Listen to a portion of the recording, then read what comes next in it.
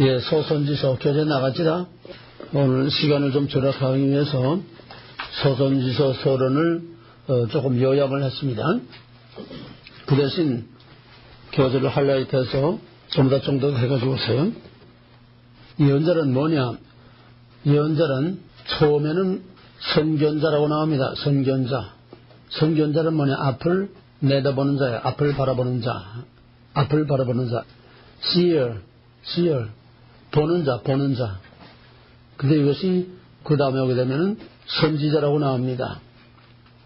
뭐 말은 거기서 그 말인데 이걸 우리가 그냥 얼른 들으면은 장래일을 미리 말하는 점쟁이 같은 그런 개념을 갖기가 쉬운데 그게 소위 요즘 신사도 운동에서 선지자라는 게 예언하는 거 아니에요?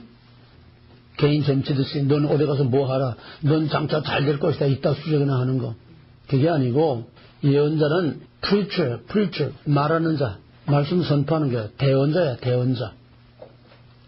그럼 예언자는 뭐냐? 백악관 대변자가 있어, 대변인. 청와대 대변인이 있어. 그건 뭐냐? 대변인은 대통령을 빙자해서 제 말을 하는 것이 아니고 그거는 당장 뭐지 날아가야 돼. 왜? 국가의 정책을 엉뚱한 방향으로 잘못 말하게 되면 이건 엄청난 혼란이 오게 되니까 그러니까 대변인은 제가 어떤 생각을 가지고 있든지 대통령보다 머리가 더 좋고 대통령보다 더 좋은 생각을 가지고 있어도 절대로 자기 의견, 자기 생각을 말하면 안 돼. 그 대신 대변인은 대통령의 마음과 생각과 대통령이 무엇을 하려고 하는지 가장 누구보다도 잘 꿰뚫고 있어야 돼. 그래야 하려고 생각했던 말 아닌 기자의 질문이 툭툭 튀어나와도 기본적인 틀을 가지고 있어야 대통령의 생각 밖의 말을 하지 않고 그 테두리 안에서 말할 수 있는 거야. 이게 대언자야. 예언자는 바로 대언자야. 자기 말을 하는 자가 아니야. 이게 첨예하게 대립되는 게 예레미야서야. 예레미야 23장에서 저놈들은 내가 보내지 않아서 내가 보냈다고 그러고 내가 말하지 않아서도 만군의 여호와의 이름을 빙자해서 내 말을 도둑질하고 거짓말하는 놈이다. 참 선지자와 거짓 선지자. 그건 진짜 하나님의 생각과 하나님의 계획과 하나님의 의도를 그대로 대변하느냐 아니냐 여기 차이야. 예언자들은 100% 영감을 받았기 때문에 100% 하나님의 의도를 그대로 다 전했어. 100% 성령의 감동을 받았기 때문에 그런 의미에서 사도직과 선지자직은 끝난 거야. 왜? 100% 보탤 것도 뺄 것도 없는 성경이 완성됨으로써 사도직과 선지자직은 더 이상 없어. 100% 완전 용감된 대언자는 없다는 거예요. 그러나 선지자직, 사도직은 끝나서도 선지자적인 기능, 보내심을 받았다고 하는 사도적인 기능과 역할은 지금도 계속되고 있어. 그러면 지금 선지자적인 기능과 역할을 하는 건 누구야? 목사님. 보내심을 받은 사도적인 기능과 역할을 하는 건 누구야? 보내심을 받은 거는 모든 크리스천이 전부 다야. 목사도 말이죠. 너희는 온 천에 대한 만면의 복음 전파하고 사도나 목사만 전도하라는 게 아니야. 그렇잖아? 모든 크리스천들은 다 사도적인 기능과 역할을 가지고 있어. 이게 기본적인 사명이야. 그럼 선지자와 사도가 다른 게 뭘까? 사도적인 기능과 역할은 목사와 오늘 크리스천들을 통해서 계속되고 있어. 또 계속돼야 돼. 그러나 사도직, 선지자직은 끝났어. 그럼 뭐가 달라? 선지자와 오늘 목사가 뭐가 달라? 뭐가 같고 뭐가 달라?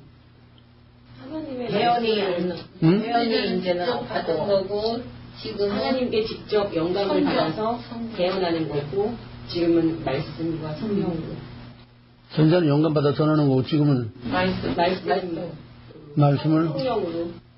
말씀을 가지고 제멋대로 제하고 싶은 말을 다 하면 돼? 성견자는 직접 하나님하고 직통으로 계시된 말씀을. 그게 언제나 내가 한 말을 가지고 대답을 해 나와야 돼. 다 비슷한 말들이지만은 내가 지금 무슨 말을 하고 있냐 그 주제를 놓치지 말고 내가 한 말에서 대답이 나와야 돼. 사도직과 사도적인 역할을 하는 오늘의 목사는 뭐가 같고 뭐가 달라? 목사들은 미리 앞을 보지 못하고 대언자적 역할은 없고. 그럼 뭐야? 제 말하는 거예요? 목사는, 요즘 목사는 역사의식이 없고. 대언자의 역할은 같아. 지금 목사도 대언자야, 대언자. 하나님의 의도와 목적과 계획과 하나님의 생각과 마음과 하나님의 말씀, 하나님 하고 싶은 말을 전하는 게 목사야. 그럼 선지자와 목사가 뭐가 달라? 대언자의 역할이라는 건 같아. 대언자의 역할은 같아. 또 같아야 돼. 근데 뭐가 달라? 대언자는 하나님의 말씀을 받아서 직접 전하는 거고, 선지자는 그 말씀 어떻게 돼? 설교되는 말씀을 받지 않고 그냥 제멋대로 말하면 돼? 100% 완전 영감이 달라. 내가 한 말을 하려니까는 예언자는 100% 완전 영감이니까 잘못하는 말이 없어. 동물서다 가든 딴소리 없어. 그래서 100% 영감 받은 선자와 거짓선자가 다르다는 거예요. 지금은 그런 의미에서 하나님의 의도와 목적을 바로 전한다고 하는 기능과 원리에 있어서는 같은 대언자지만은 그때와 같이 100% 영감을 받지 못했다는 거예요. 100% 하나님의 의도와 목적을 100% 전하지 못한다는 거야. 거기서 많은 문제가 와. 그러면은 하나님의 말씀과 의도를 대언하는 대언자의 역할을 100% 영감 받은 선자와 같지 않다고 하면은 그럼 어떻게 대언자 노릇을 하겠어? 지금은 선지자 때와 같은 100% 영감이 없는 대신에 100% 하나님의 말씀이 있어. 뭔 소리인지 알겠어? 100% 영감을 받지 않는 대신에 이제는 완성된 100% 영감으로 완성된 100% 완전한 말씀을 가지고 있어. 거기다가 그 말씀을 올바로 깨닫고 이해하고 전할 수 있는 성령을 주셔서 그냥 선지자와 같은 기계적으로 100% 그냥 그대로 전달을 못하지만은 완전 영감설, 성령의 영감을 받아서 그 사람의 인격과 문화를 들어 사용하셔서 이게 선지자와 다른 거야. 인격과 문화를 사용하셔서 이제는 완성된 성경이라고 하는 말씀과 성령의 감동을 받아서 하나님의 말씀을 전하되 지금도 하나님과 열린 통로가 그냥 있어야 돼. 선지자는 100% 문자적으로 하나 틀림없이 완전해. 우리는 그렇게 할 수는 없어. 표현이 다르고 여러 가지 방법과 수단과 표현이 다를 수는 있지만은 근본 틀에서는 하나님의 원 의도와 목적이라고 하는 기본 틀 안에서 어떤 사람은 이런 관점에서 말하고 어떤 사람은 저런 관점에서 말할 수 있어. 단지 기능과 역할에서는 하나님의 말씀을 대언한다고 하는 원리에서는 같아. 선지자는 완전 영감인 대신에 완전 영감이라는 건 자기 말이 그거 하나도 없어. 완전 영감인 대신에 오늘은 하나님의 대언자이면서도 완전 영감이 아닌 대신에 완전 영감 대신 완전 영감된 말씀을 가지고 있어. 그러니까 말씀을 정확하게 올바로 이해하고 해석을 해야 돼.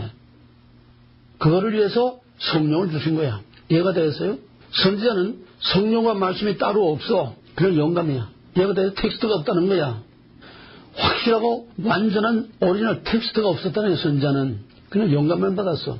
그러나 지금은 텍스트가 있어. 이 텍스트도 어떻게 해석하느냐. 완전 용감한 같은 성령이 이거를 성령의 빛을 비춰서 올바로 이해할 수 있도록. 그러나 이거는 선지자가 완전 용감하고는 달라.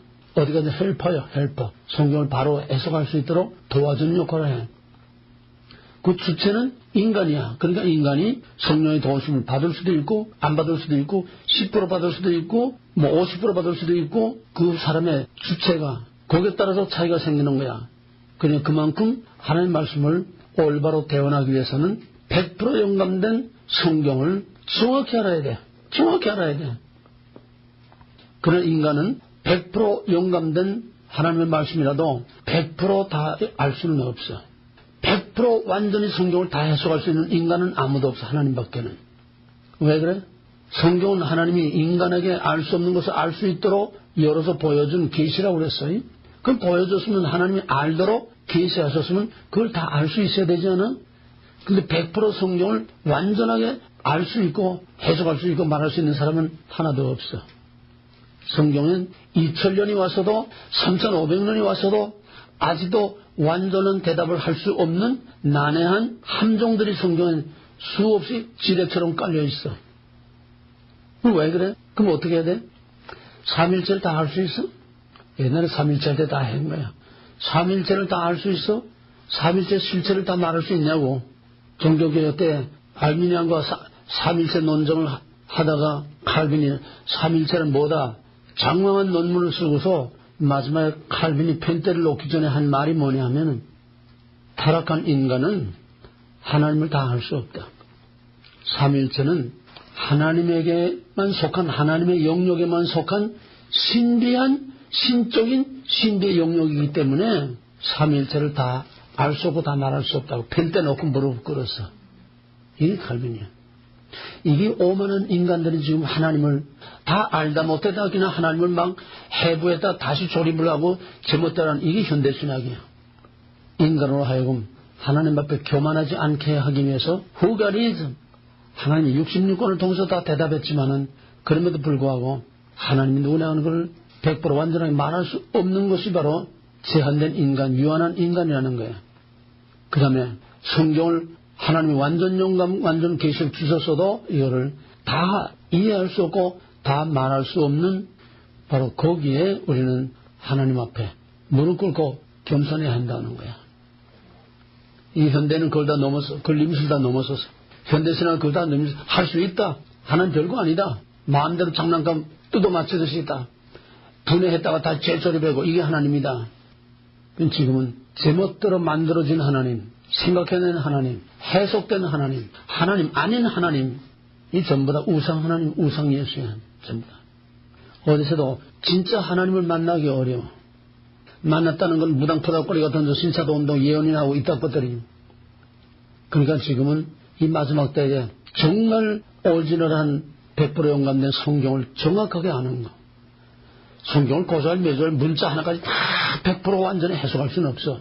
그러나 우리는 성경을 거의 완전히 알 수 있어. 뭐냐? 원리를 하나님 100% 완전히 알 수는 없어. 그러나 하나님 누구신가 하는 본질과 원리를 알면 돼. 하나님 한마디로 말하면 뭘까? 뭐라고 하면은 하나님 가장 완벽하게 말할 수 있을까? 이젠 내일 모레 졸업도 4년 했으면은 하나님이 누구냐 하는 대답 한마디로 심플 센텐스로 말할 수 있어야지. 내가 목이 닳도록 수천 번, 수만 번을 얘기했을 거야. 주권, 주대신. 응? 주대신. 하나님의 주대신. 주권이야. 근데 그거는 완전한 대답이 못 돼. 암만 하나님 주권을 외쳐도 구별이 없는 하나님, 구별이 없는 주권, 구별이 없으면 하나님 아니에요. 주권보다 더 중요하고 더 우선하는 것은 구별이야. 거룩. 거룩이 빠지면은 그 하나님은 빈 껍데기 가짜 하나님이야. 주권, 언약, 거룩. 주권, 언약, 거룩. 아무리 하나님이 주권, 하나님이 아무리 거룩을 해도 언약이 없으면 우리하고 하나님이 아무 상관이 없어. 나와 상관없는 하나님은 하나님이 아니야. 나와 상관없는 하나님은 창조의 하나님이 아니야. 인간을 창조한 이유가 없어. 하나님은 반드시 나와 하나님과의 언약으로 묶어지는 관계 안에서만 하나님이 누구냐 하는 정체가 드러나고 내가 누구냐 하는 정체가 드러나. 이건 아무리 말해도 부족한 게 이 원리만 알면은 우리는 성경 다 아는 거야. 문자적으로 해석할 수 없는 걸 있어도 상관없어. 근본, 원리, 틀 그거를 알면은 하나님이 아는 거고 그거 모르면 신학박사하기 100개 뒤집어서도 하나님 모르는 거예요. 우린 지금 그거 가지고 4년 동안 시립을 하는데 아직도 지금 하나님 누구냐는 말이 딱딱 나오지 못하면은 뭐 더듬어가면서 그냥 눈치 보면서 20개 넘어가듯이 그렇게 넘어가면 돼? 당장 총이 내 목에 들어와도 당장 탁탁 튀어나와야지. 주권, 언약, 거룩. 내가 보다가 죽을 이름이요. 주권, 언약, 거룩. 그게 창조적이고 그게 계시록이야. 예언자란 장래를 알아맞추는 게 아니라 하나님의 대언자다. 그러면서 지금은 하나님의 대언자가 없다는 거야. 왜? 완전 영감이 없기 때문에 대언자가 없다는 말이 아니라 완전 영감된 말씀이 있어도 하나님의 의도와 목적을 드러내지 못하니까 지금은 대언자가 없어. 전부 하나님의 이름을 빙자해서 자기 말을 하는 거야. 제 지식자랑 자기 말자랑 자기 잔머리. 그러니까 지금은 암흑의 시대야. 영적인 암흑의 시대야. 동서남북도 몰라. 그럼 예언자는 하나님의 콜링을 받기 전에 예언자 자신이 갖고 있어야 하는 가장 기본적인 자질이 있어. 자질. 예언자가 가지고 있어야 할 가장 중요한 자질이 뭘까? 역사의식이야. 이렇게 딱딱 첫 마디에 정답이 나와야 돼. 역사의식. 왜? 예언자는 보는 자야. 보는 자. 뭘 봐? 역사를 봐. 어떤 관점에서 역사를 봐? 신명기 신학의 관점에서 봐. 버리면 복, 버리면 벌, 돌이키면 구원이라고 하는 신명기 신학으로 역사를 어떻게 봐? 신명기 사관. 신명기 사관을 본다는 거는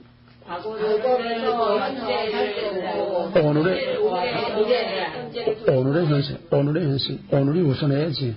신명 선지자가 과거만 쳐다봐? 맨날 신에서만 쳐다보면 돼? 예언자의 관심은 현재야, 현재. 예언자의 눈은 항상 현실을 향하고 있어, 현재. 왜? 현재가 어떤 결과를 가져올 것인지, 오늘의 역사가 갖고 있는 의미가 뭔지, 오늘에 벌어지고 있는 사태가 무엇을 의미하는지, 그걸 직시하고, 오늘의 역사를 직시하고, 오늘의 역사를 해석하고, 그럼 어떻게? 오늘의 역사를 어떻게 알 수 있어? 과거의 모델을 고을을 삼아서, 과거의 고을에 비추어서, 과거의 이런 모델, 즉, 버렸을 때는 어떤 결과가 왔고, 또, 지켰을 때는 어떤 결과가 왔고, 또, 버림받았지만은 돌이켰을 때는 어떤 결과가 왔다. 과거의 모델에 비추어서 오늘의 결과가 가져올 결과. 미래라기보다는 결과야. 오늘의 결과가 당연히 가져올 그런 결과가 무엇이냐를 내다보고서 그걸 경고하는 거야. 그러니까 예언자의 기본적인 자질은 역사의식. 그 대표적인 인물이 누굴까? 예레미야. 예레미야의 뭐? 아니면 머릿속에 있어야지 뭐 들춰버려. 예레미야가 하는 게 뭐라고 그랬어? 예레미야의 소명체험 뭐라고 그랬어? 그런 거는 머리로 기억하려고 하지 말고 그냥 그대로 딱 세이브를 해. 중요한 것은 포인트. 예레미야야, 내가 무엇을 보느냐? 역사의식을 체크한 거야. 내가 지금 임박한 종말에 이른 위기에서 내가 지금 임박한 종말의 현실을 똑바로 꿰뚫어 보고 있느냐? 오늘의 현실이 가져올 결과가 뭔지를 내가 똑바로 지금 보고 있느냐? 오늘 하나님이 지금 어떤 행동을 하려고 하는지 내가 똑바로 지금 보고 있느냐? 그러면 오늘의 목사들이 선지자적인 기능과 역할을 한다고 하면은 하나님의 의도와 하나님의 계획과 하나님의 마음과 하나님의 생각을 대변할 수 있는 그런 사람이라면은 오늘 하나님이 목사들에게 뭐라고 묻겠어? 야, 창구야, 내가 지금 뭘 보고 있느냐? 그러잖아? 그럼 내가 뭐라고 대답해야 되겠어? 내가 뭐라고 대답해야 되겠어? 예레미야가 뭐라고 대답했어? 살구나무까지를 보나이다. 잘하였다. 두 번째, 예레미야야, 내가 무엇을 보느냐? 뭐라고 대답했어? 뭐라고? 북방에 끼어진 가마솥을 보나이다. 임박한 심판을 본다는 게. 그러면 나한테 하나님이 창구야, 내가 무엇을 보느냐? 그럼 내가 뭐라고 대답해야 돼? 꼭 같은 얘기 아니야. 살구나무 가지를 보나이다. 임박한 심판의 징조를 봅니다. 내가 무엇을 보느냐? 또 물으면 뭐라고 그래야 돼? 북방에 기울어진 가마를 보나이다. 그럼 100% 들어맞지? 북방에 기울어진 가마가 뭐야? 북한의 우리나라 대한민국 북한과 남한. 북방이라는 건 꼭 북쪽을 말하는 게 아니야. 이스라엘의 지형상 심판은 북쪽에서 내려와. 응? 지형상 동쪽은 사막이니까 아무도 못 와. 서쪽은 바다니까 그렇게 큰 군대가 못 와. 언제나 심판은 북쪽을 타고 내려오니까 북쪽이라고 그랬지. 우리나라 남북이 아니야. 근데 한국도 마찬가지잖아요. 응? 동서남은 하고 위에서부터만 올 수 있잖아요. 임박한 심판이 어디서 오고 있어 지금? 북에서.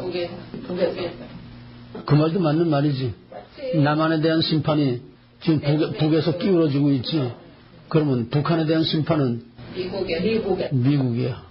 그러면 남한이나 미국이나 다 지금 미국이라는 큰 끓는 기름가마가 지금 끼어지고 있는 걸 지금 보고 있는 거야. 이제는 미국이 할 수 있는 말은 컨시퀀스라는 말 이상 더 다른 말을 할 말이 없어. 이제는 결과만 있다는 거야. 결과. 행동만 남았다는 거야. 다른 선택의 카드가 없단 말이에요. 그건 심판이지 뭐. 그럼에도 불구하고 오늘의 목사들은 눈이 있어도 소경이요, 귀가 있어도 귀머거리요, 맨날 뉴스를 보고 있으면서 아무것도 몰라. 또 알아도 말을 못해 짓지 못하는 벙어리기, 문모 소경, 임박한 심판을 봐도 모르고 알아도 말 못하고 짓지 못하는 개고. 그래서 에스겔 33장에서는 내가 너를 파수꾼으로 세웠나니, 선지자는 파수꾼이야. 오늘의 현실을 가져올 결과에 대해서 임박한 심판이 다가오는 것을 보면서 그 백성에게 나팔을 불러서 알려야 돼. 보고 듣고 깨닫고 안 것을 선포하고 외쳐야 돼. 예언자는 대변자다. 대변자는 하나님의 말씀만을 전해야지 자기 말을 하면 안 돼. 그러기 위해서는 예언자는 역사의식을 갖고 있어야 돼. 그러기 위해서는 확실한 소명체험이 있어야 돼. 하나님을 만나고 콜링, 샌딩, 메시지, 콜링, 샌딩, 메시지가 확실해야 하나님의 대언자가 될 수 있지. 콜링, 샌딩, 메시지 받은 게 없으면은 하나님의 이름을 빙자해서 자기 말을 하게 돼. 이게 전형적인 거시선자야. 따라서 예언자는 역사의 해석자다. 오늘을 직시해서 오늘의 역사 현실이 무엇을 의미하며 오늘의 역사 현실이 어떤 결과를 가져올 것인가를 역사를 해석하는 자야. 단지 역사가 무슨 일이 있었다는 기록하는 사건을 기록하는 자가 아니라 오늘의 사건, 오늘의 사태, 오늘의 상황이 어떤 결과를 가져올 것인가를 역사를 해석하는 자야. 그러면은 그 해석된 결과가 나오면은 이제 이런 일이 생기겠구나. 혼자서 알고 끙끙거리고 있는 게 아니야. 그 다음에는 그거를 나팔을 불어야 돼. 선포해야 돼. 임박한 심판과 위기를 알려야 돼. 듣든지 안 듣든지 이해하든지 이해 안 하든지 나팔을 불러서 알려야 돼. 그게 파수꾼이야. 예레미야, 인자야.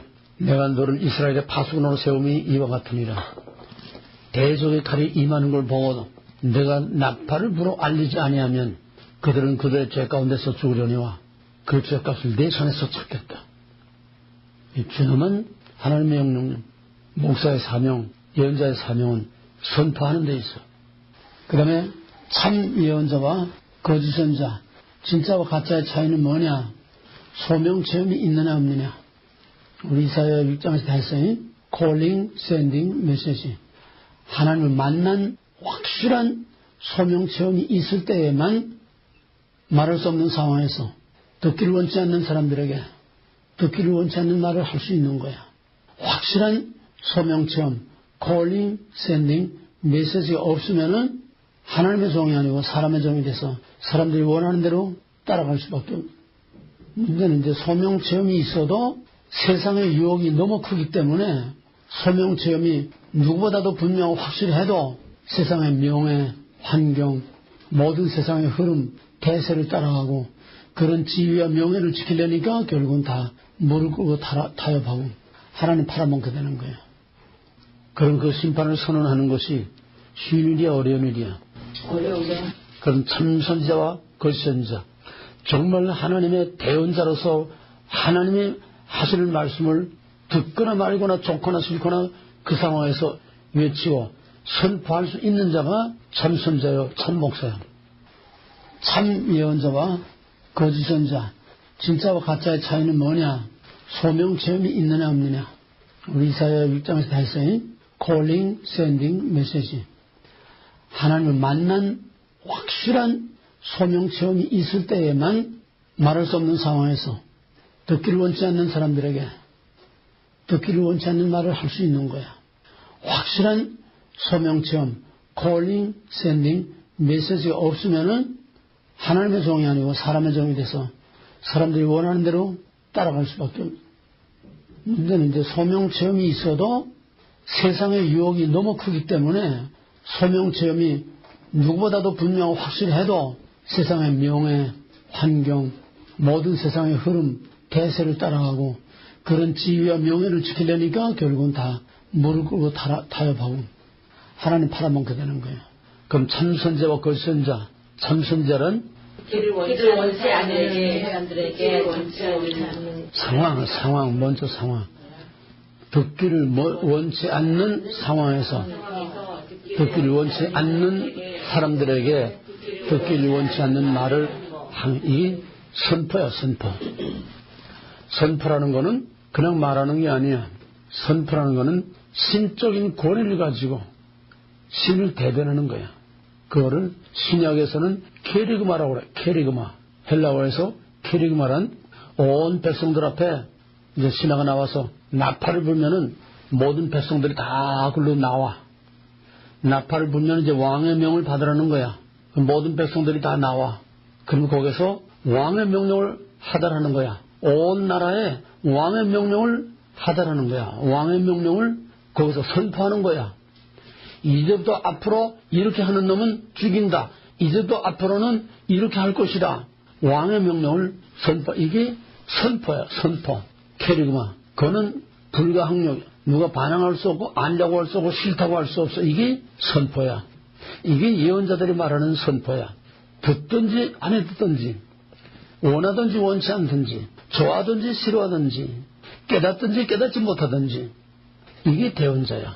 지금은 단 한 가지 100% 영감이 아니지만은 100% 영감된 말씀과 또 100%는 아니지만은 성령의 같은 성령의 감동과 비침을 주시는 이 상황에서 우리는 가능한 최대한의 100%에 가까운 하나님 말씀을 외치고 선포해야 돼. 그게 오늘 목사들의 사명이야. 이걸 하지 않는 거는 짓지 못하는 게 아닌 거는 그 죄값을 내 손에서 찾겠다고. 파수꾼의 사명, 파수꾼의 사명. 이 종말에 하나님의 종들이라는 건 정말 책임이 보통 중차대한 게 아니야. 교회 머릿수 몇 개 채워놓고 누가 빠져나오고 누가 들어오고 이게 아니야. 이건 비즈니스지. 이게 목사가 아니야. 목사는 파수꾼이야. 나팔을 불러서 알려야 돼. 자기 몸을 내던져서 위기 가운데서 그 민족을 살리냐 죽이냐 하는 그런 막중한 책임감을 가지고 있는 것이 바로 이 파수꾼이야. 선자는 그 역사를 해석하고 본 심령이 사고로 본 결과에 대해서 나가서 알리고 선포를 해야 돼. 나팔을 불어야 돼. 그거는 신적인 권위를 가지고 나팔을 부는 거지 목사의 권위가 아니고 자기 말이 아니고 목숨을 걸고 나팔을 불어야 돼. 사도행전 4장에서 베드로와 요한을 사내들을 공에서 사로잡아 가지고서 너희 함부로 까불면 죽여버릴 거야. 더 이상 찌꺼리지 말고 쉬어라. 입 다물고 예루살렘 성에서 나가. 그러니까 그때 베드로가 뭐라고 했어? 내가 하나님 앞에서 너희가 하나님 앞에서 사람의 말을 듣는 것이 옳으냐 하나님의 말씀을 듣는 것이 옳으냐 너희가 판단하라. 피고가 판사가 되고 검사가 피고가 되는 거야. 이게 사도야. 이게 선자의 권위야. 이게 목사의 권위야. 그러니까 좀 속되게 말하면 목사는 죽으라고 환장한 미친놈이야. 그러지 않고는 하나님 종이 될 수가 없어. 사람만이 끌어먹고 비즈니스 성공하려고 하는 이는 전부 다 장돌배이들이지 목사가 아니야. 죽으려고 환장한 미친놈이 목사야. 그래야 하나님의 말씀을 하나님의 권리를 가지고 듣기를 원치 않는 사람들에게 말할 수 없는 상황에서 듣기를 원치 않는 말을 당당하게 하면서 스데반처럼 돌에 맞아 죽을 수 있는 그게 하나님의 종들이야. 선포라는 것은 제게 말을 하는 게 아니야. 선자는 역사의 해석자이고 해석된 결과를 하나님의 권위로 왕명을 하더라듯이 선포하는 것이다. 바로 100% 영감된 성경은 선포를 목적으로 해서 주신 거야. 계시란 선포를 전제로 해서 주신 거지. 뚜껑 닫아놓고 가만둬두고 신주단지처럼 보물단지처럼 그냥 가만 가지고 있으라고 준 게 아니야. 말씀을 외치도록 선포하도록 주신 거야. 너는 온천하 다니며 만민에게 복음을 선포하라. 만민에게 복음을 선포하라. 듣고 믿는 자는 구원을 얻을 것이요 믿지 않는 자는 심판을. 이게 케리그마야. 이게 선포야. 목사의 권위는 목사의 권위가 아니야. 몇십만 명, 몇만 명 만났다고 그 목사의 권위가 아니야. 목사의 권위는 하나님의 말씀의 권위야. 하나님의 신적인 권위야. 이 디바인 오토리티, 거기에 목숨을 내거는 것이 목사예요. 몰라서 듣지 못하는 것도 벙어리게, 알고도 무서워서 두려워서 도전을 받을까봐, 인기 떨어질까봐, 교인들 도망갈까봐 알면서도 말 못한 것도 벙어리게. 대형 교회 목사들 치고 베리지 프리메이슨 제대로 말하는 놈 없어. 왜? 교인들 떨어져 나갈까봐. 작은 교회도 잘 없어요. 뭐 작은 교회도 마찬가지지만 그 올바른 말하는 목사가 있어야 돼. 저 인천인가 어딘가 이호라는 목사가 젊은 목사인데 아주 오늘의 현실과 시국에 대해서 몇 사람 있어요 그런 분이. 보통 이승만이면 이승만 대해서 보통 연구한 게 아니야. 이호요 무슨 이호? 이호 딱 치면 나와. 선자가 없는 게 아니야. 어느 시대나 선자가 없진 않아. 항상 하나님의 올바른 말씀을 전하는 자들이 있게 돼 있어. 근데 오늘날 유튜브 뜨는 것들은 바른 말을 하는 것 같으면서도 요즘 다 세대주의 신사도 운동으로 결국 어디로 가냐? 이스라엘 회복으로 예루살렘 회복으로 들어가니까 그 중에 경고성 메시지는 들어야 돼. 경고성 메시지는 들어야 돼. 그러나 그 다음에는 이건 가짜니까. 근데 이호 같은 사람은 신사도 세대주의 이것도 아니면서 현실을 상당히 리얼하게 정확하게 그건 그냥 그저 생각과 이거 가지고 뜬금 떠듯이 그냥 생각과 이걸 아니라 아주 본격적으로 친밀한 자료를 가지고 연구를 해 확실한 증거 자료를 가지고 말을 해. 그런 사람이 없는 건 아니야. 근데 그런 말은 별로 인기가 없어. 짓지 못하는 벙어리개. 근데 개라고 다 벙어리개가 아니야. 저 시골 마을에 가게 되면은 요즘은 좀 다 차 타고 자가용 타고 들어가니까 뭐 그런 게 없지만은 옛날엔 뭐 차 없으니 다 걸어서 가잖아. 예? 그러면 어떤 사람이 그 마을에 들어가려 하면 그 마을 제일 초두에 있는 개가 먼저 짖어. 먼저 하니까. 예? 그 마을 입구에 있는 개가 먼저 짖으면은 그 동네 개들은 뭣도 모르고 다 짖어. 다 짖어버려. 요즘 목사들이 어떤 개가 하나 짖으면은 그냥 삭전의 유행 전염병처럼 싹 돌아가지고 모든 목사들이 다 뭔지도 모르고 그냥 다 짖어대. 그게 오늘의 목사의 실태야. 뭐 목적 이끄는 사람 하나 짖어대니까 사방에 또 그거 가지고 결석 떠들고 뭐 하나 떠들면은 다 떠들어. 요즘 찬양하니까 이제는 안 짖는 개가 없어. 어느 교회나 다 짖어대고 있어. 그것도 좋은데 아무도 얼씬거리는 사람도 없는데 달 쳐다보고 짖어대는 개가 있어. 대낮에 달 쳐다보고 짖어대는 개가 있어. 그건 무슨 개야? 미친 개야.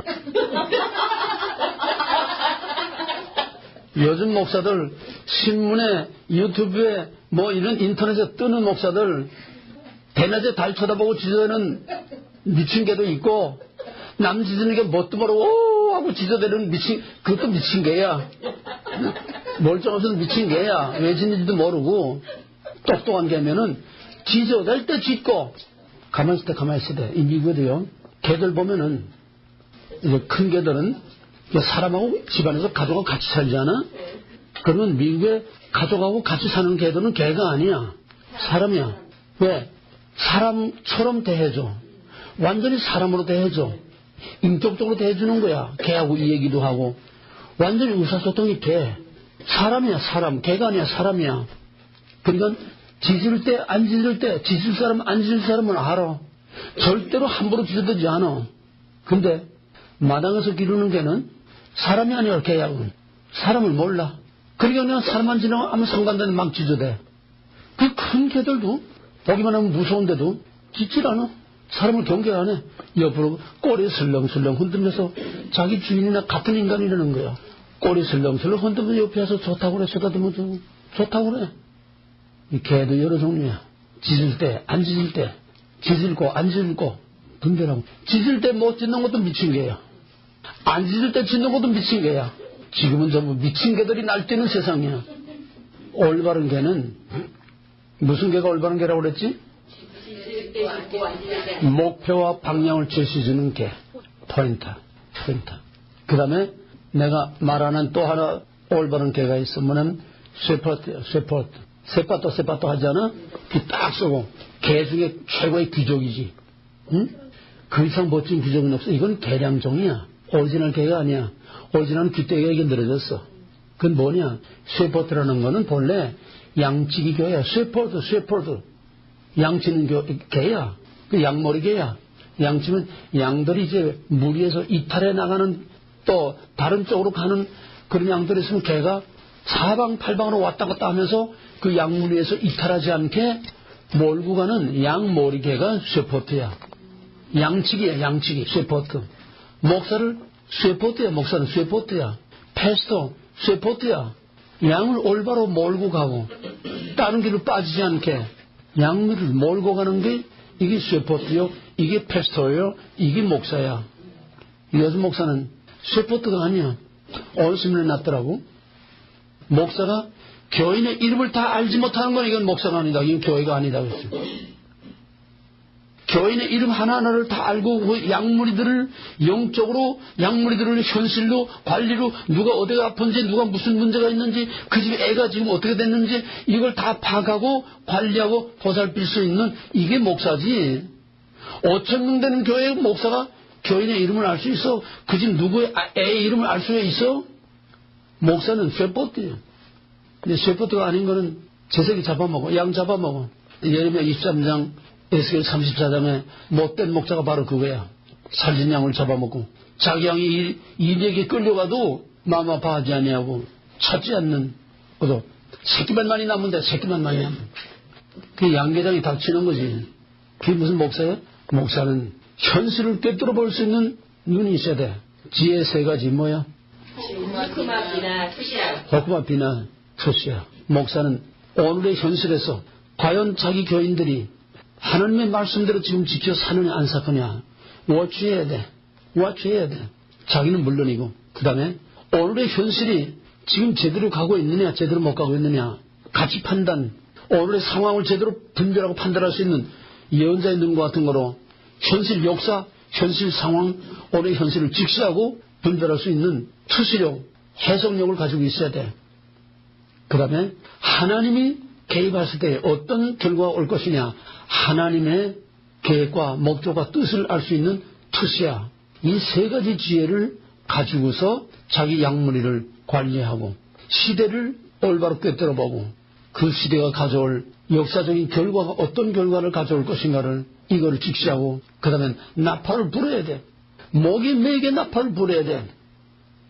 그러지 못하는 개는 찢지 못하는 개, 벙어리 개, 미친 개. 바로 이 구약의 선자들의 메시지를 한마디로 요약한 게 뭐냐. 회개하라 천국이 가까웠느니. 구약의 마지막 선자가 누구야? 구약의 마지막 선자가 누구야? 세례 요한이야. 세례 요한. 내가 말하는 게 예수님이 하신 말씀이야. 세례 요한이 마지막 선자야. 그러면은 신약의 최초의 선자는 누구야? 요한은 마지막 선자라고 예수님이 그랬어. 그럼 다시 원점으로 돌아가. 선자는 뭐야? 예언자는 뭐야? 대언자. 그럼 신약에 하나님을 대언한 최초의 대언자가 누구야? 예수님. 예수님이야. 예수님은 선지자고 왕이고 제사장이 삼족을 같이 공유한 거야. 그러면은 세례 요한의 메시지가 뭐야? 마지막 선자 메시지가 뭐야? 회개하라 천국이 가까웠느냐. 신약의 최초의 선자 예수님의 제1성이 뭐야? 회개하라 천국. 같아 틀려? 같아요. 그러면 세례 요한은 캐나다 국경이야. 예수님은 미국 국경이야. 응? 똑같은 바다 국경에서 미국 국경은 미국 국경 남쪽에 초소가 있고 캐나다 국경은 국경 북쪽에 초소가 있는 것뿐이야. 바다. 이게 바다의 경계에 이 마지막 선자의 바튼을 캐나다 초소에서 미국 초소로 바튼을 넘겨준 거. 마지막 선자가 새 시대에 새 선자의 바튼을 넘겨준 이 바튼이 뭐냐? 회개하라 천국이 가까웠느냐. 이 전 신구약 성경에 압축된 하나님의 대언자의 메시지야. 모든 예언서를 압축한 것이 회개하라 천국이 가까웠느냐. 이게 뭐야? 주권 선언이야. 하나님의 임재 통치 선언을 임재 통치를 선포하는 거야. 하나님 아닌 것으로부터 돌아오라. 가짜 왕으로부터 돌아오라. 회개하라. 돌아오라. return. 이제는 하나님의 통치가 나타났다. 하나님의 왕국이 나타났다. 회개하라 천국이 가까우느냐. 이게 천국이 가깝다는 말하면 하나님의 왕국이 Kingdom of Heaven is at hand. 하늘의 왕국이 여기 지금 손바닥에 여기 지금 와 있다는 거예요. 마태복음 12장 28절에서 내가 성령을 힘입어서 귀신을 내어 쫓는 것이면은 이미 하나님의 왕국이 여기 나타난 거다. 하나님의 통치가 나타난 거다. 하나님의 임재 통치가 나타난 거다. 하나님의 왕국이 여기 지금 실현되고 있는 거다. 이게 예언자들의 메시지고 이게 신약의 예수님의 메시지이고 사도들의 메시지는 바로 그 말씀을 선포하면서 동시에 그 말씀을 재해석한 거야. 복음서의 재해석. 그러니까 바울 서신이나 이 나머지 서신들은 복음서의 재해석이야. 주석이야. 오리지널 복음서는 뭐냐? 회개하라 총리가 곧 하나님의 통치가 지금 나타났다. 지금 이 시대의 메시지가 무슨 메시지가 되게 되었어 그러면? 회개하라 종문이 가까웠다. 지금은 똑같은 상황. 봐도 이 세상과 저 세상의 경계, 카나다와 미국의 경계와 같이, 국경과 같이 이 세상과 저 세상의 경계에 지금 서 있어. 저 세상에서는 회개하라 종문이 가까웠다 필요가 없어. 이제 마지막 선지자, 마지막 세례요한과 같이, 이제 마지막 예수님과 같이 이제는 하나님의 주권 임재 통치 교제, 말을 바꾸면 하나님의 심판과 구원이 임박했다는 거야. 이걸 외쳐야 돼. 이게 예언서를 공부하는 우리들의 키포인트야. 그러면 심판의 목적과 의미는 뭔가? 심판하는 자체가 목적이 아니야. 심판은 첫째로 이방인에 대한 심판이. 이방인에 대한 심판은 그냥 심판 자체로 끝나. 권선징악, 악을 진멸하는 거야 그냥. 그 다음에 자기 백성에 대한 심판은 권선징악의 심판 자체로 끝나는 것이 아니고 심판 후에 구원이라고 하는 거. 심판 후에 구원, 심판을 통해서 정화작업, 심판을 통해서 리바이벌, 하박국 3장 1절에서 주여 수년 내에 부흥케 하옵소서. 그 부흥이라는 게 리바이벌이야. 소생, 죽은 걸 다시 살리는 거야. 에스겔 골짜기에 죽은 해골들이 살아나는 것처럼 새 생명으로 다시 소생시키는 거야. 죄로 말미암아 다 죽은 거를 심판의 불 속에 집어넣어서 찌꺼기를 다 제거하고 새롭게 시퍼런 선처를 새롭게 만들어서 새로 부어서 새로운 물건을 만들어내는 대장간에서 풀무불 속에서 새로운 물건을 만들어내는 이게 리바이벌. 이게 심판의 목적이야. 불 속에 집어넣어서 대적의 불 속에, 대적의 심판 속에, 전쟁의 불 속에 집어던져서 그것을 새롭게 하는 거. 그래서 그 백성을 보다 새롭게 해서 하나님과 새로운 관계를 회복해서 보다 더 영광스러운 하나님의 구원과 하나님의 왕국을 이루기 위한 그게 목적이야. 그러므로 심판은 심판 자체가 아니라 자기 백성에 대한 심판은 심판 자체가 목적이 아니라 보다 새롭게 해서 보다 더 영광스러운 구원으로 인도하기 위한 하나님의 사랑의 수단이야. 그러므로 자기 백성에 대한 심판은 절대로 심판으로 끝나는 게 아니야. 그래서 버리지 않겠다, 심판으로 끝나는 게 아니야. 그거는 왜 심판으로 끝나지 않느냐. 이건 에스라서 할 때 또 역대기 할 때 수없이 얘기를 했어. 왜 심판으로 끝나는 게 아니냐. 신명기 7장 7절 8절 내가 너희를 사랑함으로 너희를 택했고 너희를 택했기 때문에 너희와 언약을 세웠다. 아합과 헷세대의 사랑으로 예정과 선택과 언약을 주셔서 나는 너의 하나님, 너희는 내 백성. 그러므로 아합의 사랑 때문에 끊을 수 없고 언약을 성취하시는 헷세대의 사랑 때문에 그 백성을 아주 모른다고 버릴 수가 없어. 그래서 심판 구원, 파괴건설 이걸 계속해 온 것이 구약의 역사요, 이스라엘의 역사야. 그런데 문제는 지금의 이스라엘, 지금의 유대인은 이미 하나님 백성이 아니야. 이미 여자의 후손이 아니야. 왜? 여자의 후손의 대표를 죽인 것은 누구야? 유대인. 그건 누구야 그럼? 뱀의 후손. 여자의 후손 아벨을 죽인 가인. 여자의 후손 예수를 죽인 그건 누구야 그럼? 유대인. 누구냐고? 가인. 가인이야. 뱀의 후손이야. 저희 스스로가 이제는 우리는 더 이상 여자의 후손이 아니다. 더 이상 하나님의 언약된 하나님의 백성이 아니다. 우리 하나님의 아들 죽이는 자다.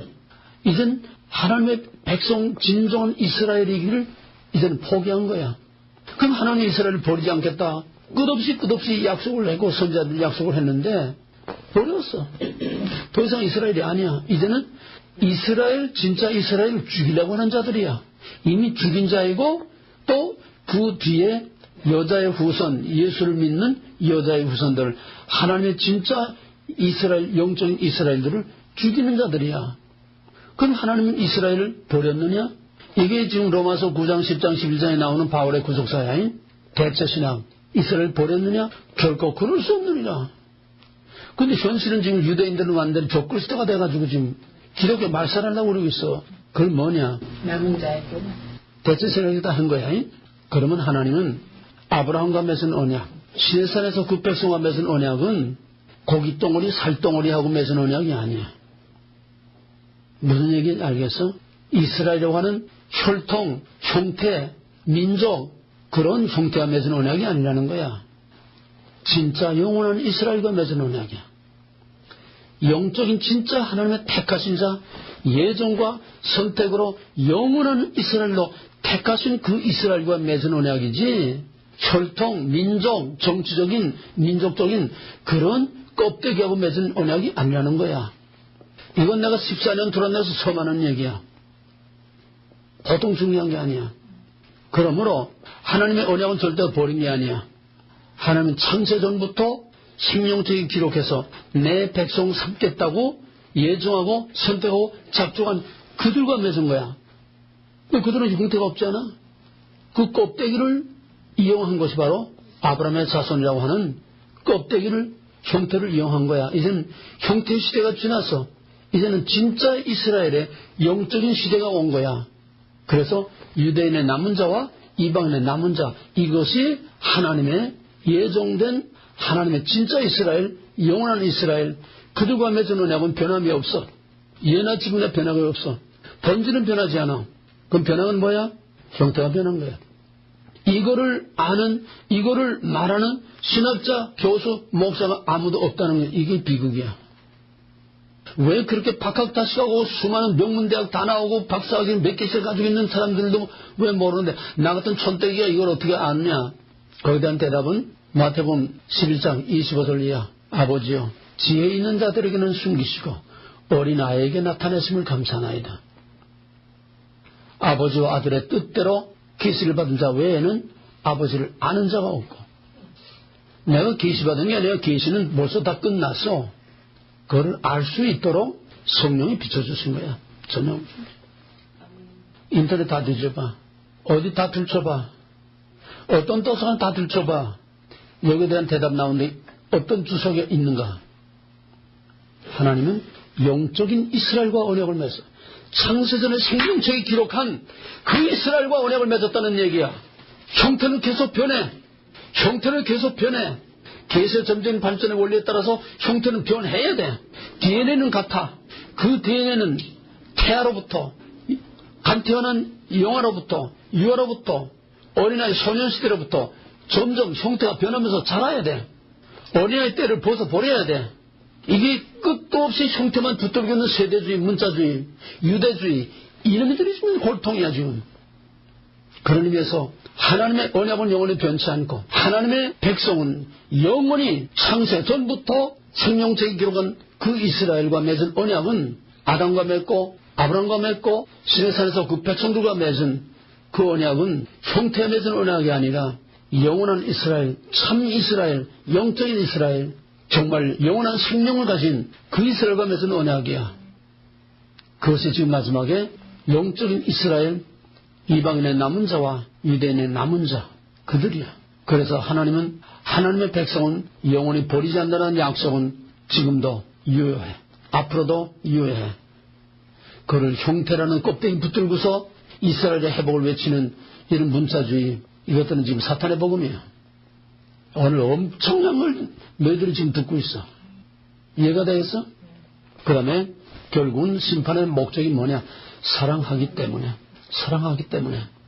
그게 뭐냐? 예레미야의 새 언약, 예레미야 31장 3절. 내가 무궁한 사랑으로 너희를 사랑함으로 헤세드함으로 너희를 구원하였노라. 아하브함으로 너희를 선택하였고 헤세드함으로 너희를 애굽 땅에서 너희를 인도하여 냈다. 아하브와 헤세드의 사랑으로 사랑했기 때문에 심판했고, 사랑했기 때문에 구원했고, 유다를 사랑했기 때문에 심판했고, 헤세드 했기 때문에 또 유다를 바벨론에서 돌이키신 거. 심판의 목적은, 자기 백성에 대한 심판의 목적은 심판 자체가 아니라 사랑하기 때문에 영원히 하나님과 동거하기 위해서, 깨끗게 하기 위해서. 그 다음에 선지자들의 메시지의 핵심은 이미 아까 말한 거. 주권 언약 거름 회개하라 천국이 가까우니라 같은 말이야. 그럼 예언자들 마지막 예언자들의 초점은 어디다 맞추고 있을까?